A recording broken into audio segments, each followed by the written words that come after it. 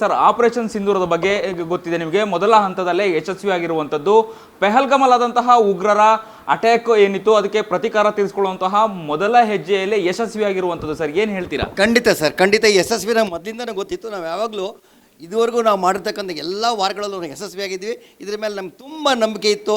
ಅದೇ ಪ್ರಕಾರ ಆಗಿದೆ ಅನ್ನೋದಕ್ಕಿಂತ ಮುಂಚೆ ನಾವು ಒಂದೊಂದು ಆಪರೇಷನ್ಗೆ ಒಂದೊಂದು ಹೆಸರಿಡ್ತಾ ಬರ್ತಿದ್ದೀವಿ. ಇದು ಅದ್ಭುತವಾದ ಒಂದು ಹೆಸರು ಆಗಿದೆ ಅಂದರೆ ನಾವು ಆಪರೇಷನ್ ಆಕ್ರಮಣ, ಆಪರೇಷನ್ ವಿಜಯ, ಇಂಥ ಎಲ್ಲ ಯುದ್ಧಗಳು ಮುಂದೆ ನಡೆದ ಎಲ್ಲ ಯುದ್ಧಗಳು ಹೆಸರಿಟ್ಟಿದ್ದು.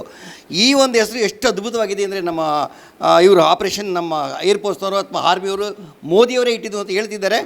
ನಮ್ಮ 26 ಜನ ಭಾರತೀಯರು ತಮ್ಮ ಕುಂಕುಮವನ್ನು, ತಮ್ಮ ಸಿಂಧೂರವನ್ನು ಅಳಿಸ್ಕೊಂಡು ಅಳುತ್ತಾ ಇದ್ದರು.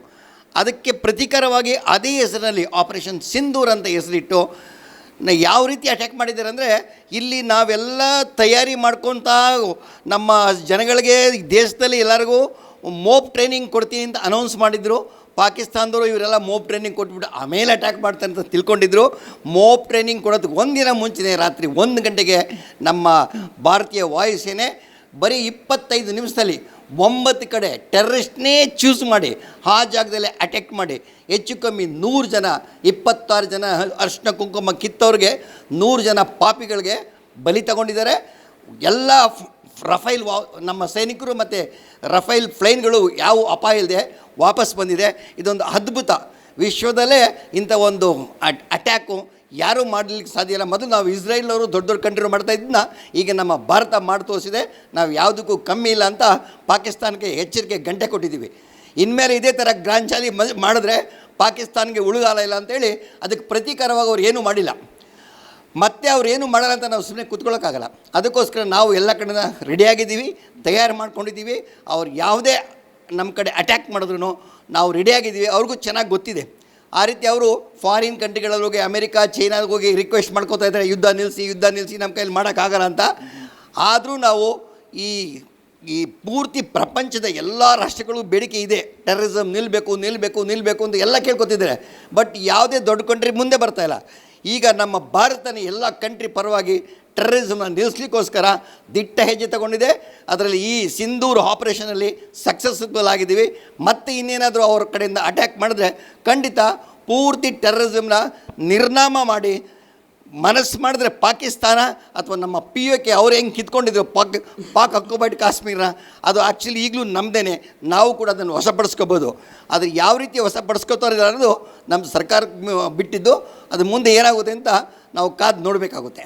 ಎಸ್, ಇನ್ನು ಹೆಣ್ಣು ಮಕ್ಕಳ ಕುಂಕುಮವನ್ನು ಅಳಿಸಿದಂತಹ ಭಯೋತ್ಪಾದಕರ ವಿರುದ್ಧ ಈಗ ಪ್ರತಿಕಾರ ತೀರಿಸ್ಕೊಳ್ಳೋದು ಒಂದು ಕಡೆ ಆದರೆ, ಆಪರೇಷನ್ ಸಿಂಧೂರು ಅನ್ನುವಂತಹ ಒಂದು ಕಾರ್ಯಾಚರಣೆ ಮಹಿಳಾ ಅಧಿಕಾರಿಗಳಿಂದನೇ ಆಗಿರುವಂಥದ್ದು. ಸರ್, ಏನು ಹೇಳ್ತೀರಾ? ಅಂದರೆ ಒಬ್ಬ ಮಹಿಳೆಯ ನೋವು ಇನ್ನೊಂದು ಮಹಿಳೆಗೆ ಅರ್ಥ ಆಗುತ್ತೆ ಅನ್ನುವಂಥದ್ದು ಈ ಒಂದು ಆಪರೇಷನ್ ಸಿಂಧೂರ ಅನ್ನುವಂತಹ ಒಂದು ಕಾರ್ಯಾಚರಣೆ ಮೂಲಕ ತೋರಿಸಿಕೊಟ್ಟಿದೆ ಭಾರತ ಅನ್ನುವಂಥದ್ದು. ಎಸ್, ಇದಕ್ಕೆ ಪ್ರತಿಕಾರವಾಗಿ ಮಹಿಳೆಗೆ ಆಗಿದ್ದ ಅವಮಾನನ ಮಹಿಳೆ ಕಡೆಯಿಂದನೇ ಸೇಡ್ ತೀರಿಸ್ಕೋಬೇಕು ಅಂತ ನಾವು ಮಹಿಳೆಗೆ ಏನು ಕಮ್ಮಿ ಇಲ್ಲ ಅಂತ ನಮ್ಮ ಒಂದು ಆರ್ಮಿ ಸೈನಿಕರಾಗಿರ್ತಕ್ಕಂಥ ಕುರೇಶಿ ಮತ್ತು ಇನ್ನೊಬ್ಬಳು ಸಿಂಗ್ ಅಂತ ಒಬ್ಬಳು ಪೈಲಟು ವಿಂಗ್ ಕಮಾಂಡರು, ಇವರಿಬ್ಬರ ಕಡೆಯಿಂದ ಮಾಡಿಸಿದ್ದಾರೆ ಅಂತ ಅವರು ಸ್ಟೇಟ್ಮೆಂಟ್ ಕೊಟ್ಟಿದ್ದಾರೆ.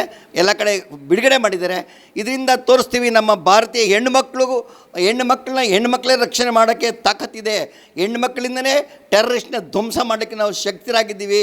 ಇನ್ಮೇಲೆ ಗಂಡು ಮಕ್ಕಳು ಹಾಕಿದ್ರೆ ನೀವು ಇನ್ನು ಉಳಿಗಾಲ ಇಲ್ಲ ಅನ್ನೋದು ತೋರ್ಸೋಕ್ಕೋಸ್ಕರ ಹೆಣ್ಮಕ್ಳ ಮುಖಾಂತರನೇ ಮಾಡಿಸಿದರೆ ಅದೊಂದು ದಿಟ್ಟ ಹೆಜ್ಜೆ, ಅದೊಂದು ರೆಕಾರ್ಡ್ ಆಗಿದೆ ನಮ್ಮ ಭಾರತಕ್ಕೆ. ಎಸ್, ಇನ್ನು 2 ಮಹಿಳಾ ಅಧಿಕಾರಿಗಳಲ್ಲಿ ಕುರೇಶಿ ಅವರು ನಮ್ಮ ಕರ್ನಾಟಕದವರು, ಅದರಲ್ಲೂ ಕೂಡ ಬೆಳಗಾವಿಯ ಸೊಸೆ ಅನ್ನುವಂಥದ್ದು ಹೆಗ್ಗಳಿಕೆ. ಏನು ಹೇಳ್ತೀರಿ? ಈಗಾಗಲೇ ಏನೋ ಅವರ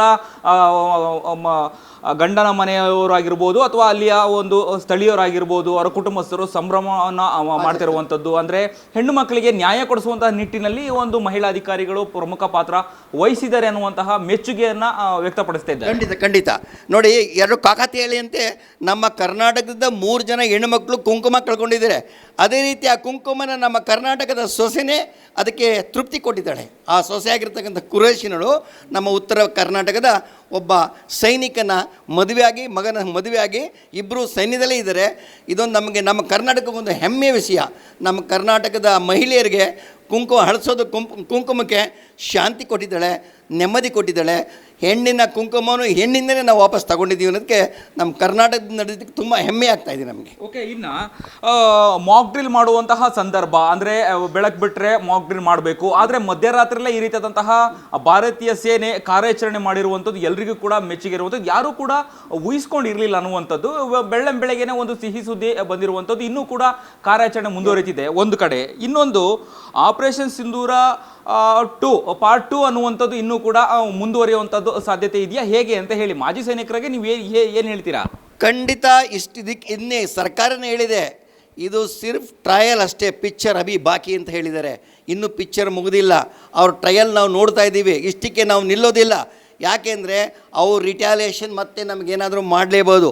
ಬಾರ್ಡರ್ನಲ್ಲಿ ಸೀಸ್ ಫೈರ್ ನಿಂತಿಲ್ಲ, ಉದ್ರೇಕವಾದ ಫೈರ್ಗಳು ಮಾಡ್ತಾನೆ ಇದ್ದಾರೆ. ಅವರಿನ್ನೂ ಚೇಷ್ಟೆಗಳು ನಿಂತಿಲ್ಲ, LOC ರೂಲ್ಸ್ನ ಮುರಿದಾಕ್ತಾ ಇದ್ದಾರೆ.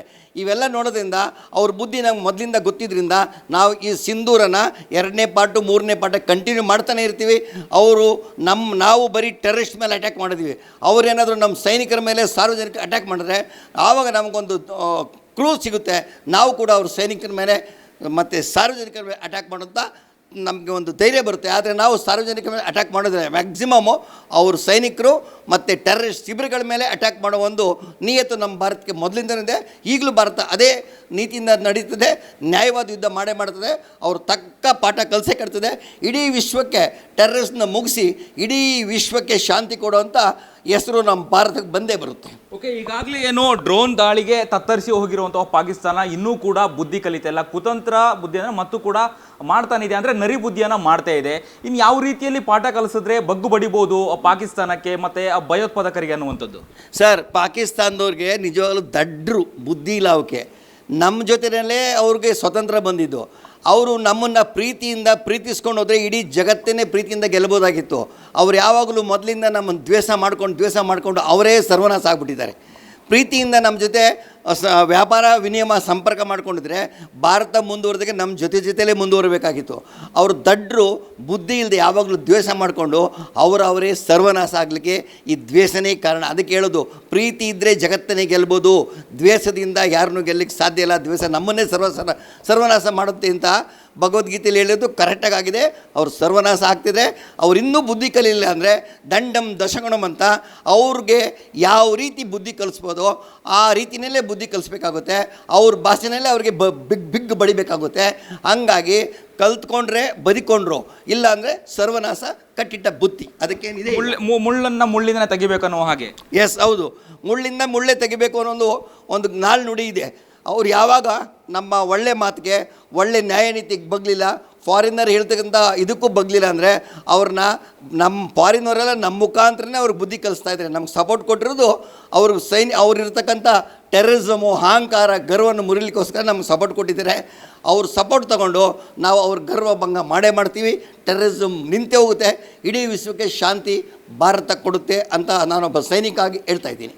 ಎಸ್, ಇನ್ನು ಈಗ ಬಂದಿರೋ ಒಂದು ಮಾಹಿತಿ ಪ್ರಕಾರವಾಗಿ ಪಾಕಿಸ್ತಾನದ ಪ್ರಮುಖ 12 ನಗರಗಳಲ್ಲಿ ಅಂದರೆ ಒಂದು ಡ್ರೋನ್ ದಾಳಿ ಆಗಿದೆ ಅನ್ನುವಂತಹ ಮಾಹಿತಿ ಲಭ್ಯ ಆಗಿರುವಂಥ. ಸರ್, ಅದ್ರ ಬಗ್ಗೆ ಮಾಹಿತಿ ಹೇಳೋದಾದರೆ ಇನ್ನು ಯಾವ ರೀತಿಯಾಗಿ ಈ ದಾಳಿಗಳಿಂದ ತತ್ತರಿಸಿ ಹೋಗುತ್ತೆ, ಇನ್ನು ಎಷ್ಟು ನಷ್ಟಗಳನ್ನು ಅನುಭವಿಸುತ್ತೆ ಅನ್ನುವಂಥದ್ದು ಪಾಕಿಸ್ತಾನ ಅಂತ? ಹೌದು, ಈಗ ಆಗಿರ್ತಕ್ಕಂಥ ಡ್ರೋನ್ಗೆ ಯಾರು ಮಾಡಿದ್ರು ಅಂತ ಇದುವರೆಗೂ ಈಗ ತಾನು ಜಸ್ಟ್ ಆಗಿದೆ. ಯಾರು ಮಾಡಿದ್ದಾರೆ ಅಂತ ನಿಖರವಾದ ಮೆಸೇಜ್ ಇನ್ನೂ ಗೊತ್ತಿಲ್ಲ. ಯಾಕೆ ಗೊತ್ತಾಗ್ದಿರ ಅವ್ರಿಗೆ ಶತ್ರುಗಳು ಬೇಕಾದಷ್ಟಿದ್ದಾರೆ. ಅಫ್ಘಾನ್ ಕೂಡ ಅವ್ರ ಶತ್ರುಗಳಿದ್ದಾರೆ. ಅವರಾದರೂ ಮಾಡಿರ್ಬೋದು, ನಮ್ಮ ಭಾರತದ ಮೇಲೆ ಕೆಟ್ಟ ಹೆಸರು ತರಲಿಕ್ಕೆ ಮಾಡಿರ್ಬೋದು. ಇಲ್ಲ ನಮ್ಮ ಭಾರತದವರೇ ಅವ್ರಿಗೆ ಗೊತ್ತಾಗ್ದಂಗೆ ಅವ್ರಿಗೆ ನಿಖರವಾಗಿ ಪ್ಲ್ಯಾನ್ ಮಾಡಿ ಕೂಡ ನಮ್ಮ ಭಾರತೀಯರೇ ಮಾಡಿರ್ಬೋದು. ಭಾರತೀಯರು ಮಾಡಿದ್ರೆ ಅದು ಒಪ್ಕೋತಾರೆ. ಈ ರೀತಿಯಾಗಿ ಈ ಡ್ರೋನ್ನಿಂದ ಮಾಡಿರ್ತಕ್ಕಂಥ ಅಟ್ಯಾಕ್ ಕೂಡ ಯಾರ್ದು ಅಂತ ಈ ಮುಂದೆ ಗೊತ್ತಾಗುತ್ತೆ. ನಾವು ಗೊತ್ತಿಲ್ಲದೆ ಅದ್ರ ಬಗ್ಗೆ ನಾವು ಏನು ಹೇಳೋಕ್ಕಾಗೋದಿಲ್ಲ. ಮುಂದಿನ ನ್ಯೂಸ್ನಲ್ಲಿ ಗೊತ್ತಾದಾಗ ನಾವು ಅದ್ರ ಬಗ್ಗೆ ಮಾತಾಡ್ಬೋದು. ಎಸ್, ಇನ್ನು ಬಹಳ ಮುಖ್ಯವಾಗಿ ಯುದ್ಧ ಮಾಡುವಂಥದ್ದು ಎಷ್ಟು ಮುಖ್ಯನೋ ಹಾಗೆಯೇ ನಮ್ಮ ನಾಗರಿಕರನ್ನು ರಕ್ಷಣೆ ಮಾಡುವಂಥದ್ದು ಅಷ್ಟೇ ಮುಖ್ಯ, ದೇಶವನ್ನು ಉಳಿಸ್ಕೊಳ್ಳುವಂಥದ್ದು ಅಷ್ಟೇ ಮುಖ್ಯ. ಏನು ಹೇಳ್ತೀರಾ ಸರ್ ಈ ಸಂದರ್ಭದಲ್ಲಿ? ಖಂಡಿತ. ಈಗ 1971 ಆದಮೇಲೆ ಅದಕ್ಕೆ ಮುಂಚೆ ಯಾರು ನಾಗರಿಕರಿಗೆ ಯುದ್ಧದ ಬಗ್ಗೆ ಆಗಲಿ, ಯುದ್ಧದ ಬಗ್ಗೆ ರಕ್ಷಣೆ ಮಾಡ್ಕೊಳ್ಳೋಗ್ಲಿ, self defence service, civil defence ಯಾರಿಗೂ ಗೊತ್ತಿರಲಿಲ್ಲ. ಮೊದಲು ಯುದ್ಧ ಮಾಡಬೇಕಾದ್ರೆ ಬ್ಲ್ಯಾಕ್ಔಟ್ ಅಂತ ಬರ್ತಿತ್ತು. ರೋಡ್ನಲ್ಲಿ ಯಾವುದೇ ವೆಹಿಕಲ್ಗಳು ಲೈಟ್ ಹಾಕೊಂಡು ಹೋಗಬಾರ್ದಾಗಿತ್ತು. ಲೈಟ್ಗೆ ಬ್ಲ್ಯಾಕ್ ಸ್ಟಿಕ್ಕರ್ ಅಂಟಿಸ್ತಿದ್ರು. ಯಾವುದೇ ಲಾಟಿನ್ ಆಗಲಿ, ಕ್ಯಾಂಡಲ್ ಆಗಲಿ, ಎಲೆಕ್ಟ್ರಿಕ್ ಲೈಟಲ್ಲಿ ಉರಿತಾ ಇರಲಿಲ್ಲ. ಫುಲ್ ಬ್ಲ್ಯಾಕ್ಔಟ್ ಆಗ್ತಿತ್ತು. ಆ ರೀತಿ ಬ್ಲಾಕ್ಔಟ್ ಇನ್ನೂ ಯಾರಿಗೂ ಗೊತ್ತಿರಲಿಲ್ಲ. ಈಗ ಅದು ಅವೇರ್ನೆಸ್ಗೋಸ್ಕರ ಮಾಕ್ ಡ್ರಿಲ್ ಮಾಡಿಸಿದ್ರು. ಈಗ ಮಾಕ್ ಡ್ರಿಲ್ ಇನ್ನೂ ಒಂದು ವಾರ ನಡೀತಾ ಇರ್ತದೆ. ನಾವು ಕೂಡ ಎಲ್ಲ ಕಾಲೇಜು ಸ್ಕೂಲ್ಗಳಿಗೆ ಹೋಗಿ ಮಾಕ್ ಡ್ರಿಲ್ ಮಾಡಿಸಿದ್ರ ಬಗ್ಗೆ ಅರಿವು ಮೂಡಿಸಿದ್ದೀವಿ. ಇನ್ನೂ ಜನಗಳಿಗೆ ಮೂಡಿಸ್ತಾ ಇರ್ತೀವಿ. ಈಗ ಆಟೋಮೆಟಿಕ್ ಈ 26 ವಾರ್ನಲ್ಲಿ ಎಲ್ರಿಗೂ ಗೊತ್ತಾಗುತ್ತೆ ವಾರ್ ಅಂದ್ರೇನು, ಬ್ಲ್ಯಾಕ್ಔಟ್ ಅಂದ್ರೇನು, ಕಾಮೋಪ್ಲೈಸಿಂಗ್ ಅಂದ್ರೇನು, ಇದೆಲ್ಲ ಗೊತ್ತಾಗುತ್ತೆ. ಇದು ಉತ್ತರ ಭಾರತದವ್ರಿಗೆ ಚೆನ್ನಾಗಿ ಗೊತ್ತು, ನಮ್ಮ ದಕ್ಷಿಣ ಭಾರತದವ್ರಿಗೆ ಗೊತ್ತಿಲ್ಲ. ಯಾಕಂದರೆ ವಾರ್ ಎಫೆಕ್ಟ್ ನಮ್ಮ ದಕ್ಷಿಣ ಭಾರತದವ್ರಿಗೆ ಅಷ್ಟು ಚೆನ್ನಾಗಿ ಆಗಿರಲ್ಲ. ಹಂಗಾಗಿ ಉತ್ತರ ಭಾರತದವ್ರಿಗೆ ಇದ್ರ ಬಗ್ಗೆ ಚೆನ್ನಾಗಿ ನೆನಪಿದೆ. ಬಾರ್ಡರ್ದವ್ರಿಗೆ ಚೆನ್ನಾಗಿ ಗೊತ್ತಿರ್ತದೆ. ಅಲ್ಲೆಲ್ಲ ಬಂಕರ್ ಮಾಡ್ಕೊಂಡಿದ್ದಾರೆ, ಅವ್ರು ಬಂಕರಲ್ಲಿ ಸೇಫ್ ಆಗಿರ್ತಾರೆ, ಆರಾಮಾಗಿರ್ತಾರೆ. ನಮ್ಮ ದಕ್ಷಿಣ ಭಾರತದವ್ರಿಗೆ ಇದ್ರ ಬಗ್ಗೆ ಇನ್ನೂ ಜಾಸ್ತಿ ಅರಿವು ಮೂಡಿಸ್ಬೇಕು, ಇನ್ನೂ ಜಾಸ್ತಿ ಟ್ರೈನಿಂಗ್ ಕೊಡಬೇಕು. ಸೆಲ್ಫ್ ಡಿಫೆನ್ಸ್ ಬಗ್ಗೆ ಅವ್ರಿಗೆ ಅರಿವು ಮೂಡಿಸೋ ಕೆಲಸ ನಾವು ಮಾಜಿ ಸೈನಿಕರು ಮಾಡ್ತಾ ಇದ್ದೀವಿ. ಎಸ್, ಇನ್ನು ಕೊನೆಯದಾಗಿ ನಮ್ಮ ದೇಶದ ಹೆಮ್ಮೆಯ ಸೈನಿಕರಿಗೆ ಏನು ಹೇಳಲಿಕ್ಕೆ ಬಯಸ್ತೀರಾ? ಒಂದು ಕಡೆ ಯುದ್ಧ ಆಗ್ತಿರುವಂಥದ್ದು, ಏನು ಹೇಳಲಿಕ್ಕೆ ಬಯಸ್ತೀರಾ? ಏನು ಕಿವಿ ಮಾತು ಹೇಳಲಿಕ್ಕೆ ಬಯಸ್ತೀರಾ? ಅಂದರೆ ಸೈನಿಕರಂತ ಅಂದರೆ ನಮಗೆ ಒಂದು ರೀತಿಯ ಭರವಸೆ, ಧೈರ್ಯ, ಏನು ಹೇಳ್ತೀರಾ ಸರ್? ನಮ್ಮ ಸೈನಿಕರು ಆಲ್ರೆಡಿ ಚೈತನ್ಯಪೂರ್ವಕ ಇದ್ದಾರೆ. ಯಾವುದೇ ಕಾರಣಕ್ಕೂ ನಮ್ಮ ಸೈನಿಕರು ವಾರ್ಗಾಗಲಿ ಯಾವುದಕ್ಕಾಗಲಿ ಎದುರೋದಿಲ್ಲ. ನಮ್ಮ ಸೈನಿಕರಿಗೆ ಟ್ರೈನಿಂಗ್ ಕೊಡುವಾಗಲೇ ನಮ್ಮ ರಕ್ತದಲ್ಲೇ ನಮ್ಮ ದೇಶಭಕ್ತಿ, ನಮ್ಮ ದೇಶದ ರಕ್ಷಣೆ.